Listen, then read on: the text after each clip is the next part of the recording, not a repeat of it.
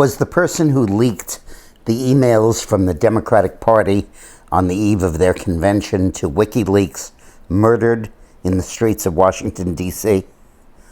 On July 8th, Seth Rich was gunned down on the streets of Washington, murdered in an apparent robbery, but an odd robbery. No cash, no watch, no jewelry was taken. He was just killed. What does this have to do with the political race? First, he was a staffer at the Democratic National Committee. And secondly, there is an implication by Julian Assange, the guy who runs Wikileaks, that he may have been the key person in leaking the Democratic Party emails on the eve of their convention that led to the ouster of Debbie Wasserman Schultz.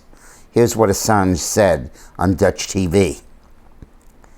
Whistleblowers go to significant efforts to get us material and often very significant risks.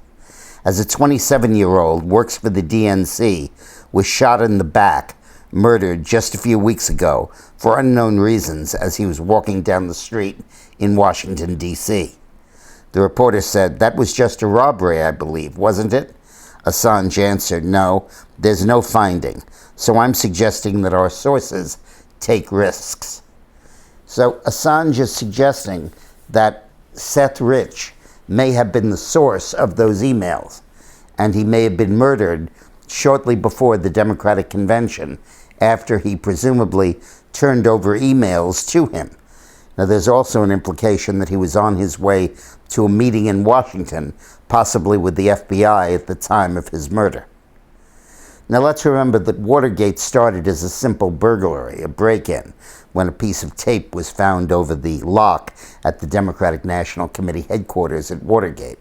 And it led to a scandal. It led to the involvement of the Nixon administration and ultimately led to President Nixon's resignation. This murder deserves investigation. The timing is too suspicious, the victim is too suspicious, and Assange's comments are too suggestive. Thanks for watching.